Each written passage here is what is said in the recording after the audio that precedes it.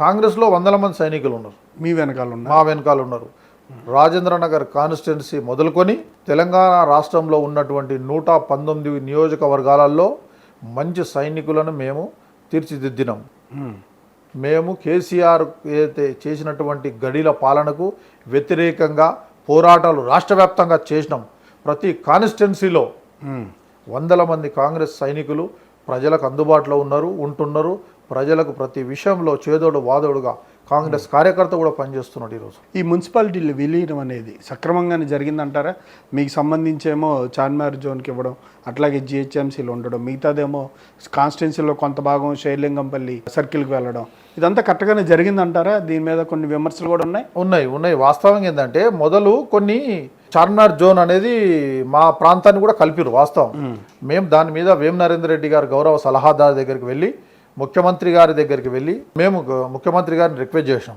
అన్న, ఈ విధంగా ఉంటే ఆ జోన్లో ఉంటే మాకు కొంచెం ప్రాబ్లమ్స్ ఉంటాయి, ఇక్కడ మాకు సపరేట్ డివిజన్ అనేది దయచేసి ఇవ్వండి అని అంటే హామీ ఇవ్వడం జరిగింది. పొన్నం ప్రభాకర్ గారిని కూడా తీసుకెళ్ళాం. హామీ ఇచ్చిన రెండో రోజే మాకు పేపర్ స్టేట్మెంట్ వచ్చింది.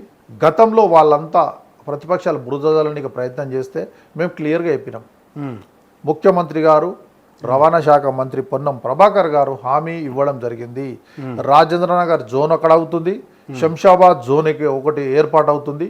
తప్పకుండా కాంగ్రెస్ పార్టీ అన్న మాట మీదే ఉంటుంది. కాబట్టి మీరు చూస్తూ ఉన్నారు, తెలంగాణ ఇస్తున్నది ఇచ్చినాం, దేశానికి స్వాతంత్రం తెచ్చింది, నిర్మాణం నిలిపింది. చిన్న పంచాయతీ కాడికి వెళ్ళి ప్రతి ఒక్కటి కాంగ్రెస్ పార్టీ నిర్మాణం బరాబర్ ఉంటుంది, కరెక్ట్ ఉంటుంది. కాబట్టి డివిజన్లు అన్నమాట ప్రకారం శంషాబాద్ జోన్, రాజేంద్రనగర్ జోన్లు ఏర్పాటు చేయడం జరిగింది.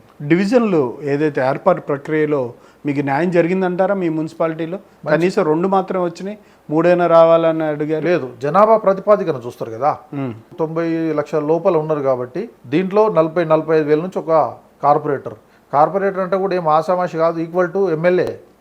2 డివిజన్లు అయినాయి. కొత్తవాళ్ళు కూడా నేషనల్ హైవేను చూసి, నేషనల్ హైవే అటువైపులా కొత్తవాళ్ళు కూడా డివిజన్, ఇటువైపు మొత్తం శంషాబాద్ డివిజన్, 2 డివిజన్లుగా మార్పు చేసి ప్రజలకు అనుకూలంగానే ప్రజలకు ఆర్జీలు స్వీకరించారు.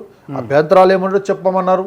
ప్రతి ఒక్కడికి ఇది ప్రజాస్వామ్యం, ప్రజల మేరకే జరుగుతుంది. కాంగ్రెస్ పార్టీలో ఎక్కువ, మిగతా పార్టీలు వచ్చి దురంకారం చేస్తుంది. కానీ కాంగ్రెస్ పార్టీ ప్రజాస్వామ్యాన్ని ఫాలో అవుతుంది. ప్రజల మేరకు, అభిష్ట మేరకే అభ్యంతరాలు మొత్తం స్వీకరించి అన్ని పరిశీలించి మెజార్టీ పీపుల్ ఏం కోరుతున్నది. ప్రజాస్వామ్యం అనేది ప్రభుత్వంలోనే ఉంటుందా, మీ పార్టీలో కూడా ఉందా? ప్రజాస్వామ్యం అనేది భారతదేశ వ్యవస్థలో కాంగ్రెస్ పార్టీ బాబాసాహెబ్ అంబేద్కర్ 200 మందితో ఏదైతే రాసిన రాజ్యాంగాన్ని, ఆ రాజ్యాంగాన్ని అమలు చేయడంలో కాంగ్రెస్ పార్టీ ముందు అంజలు ఉంది.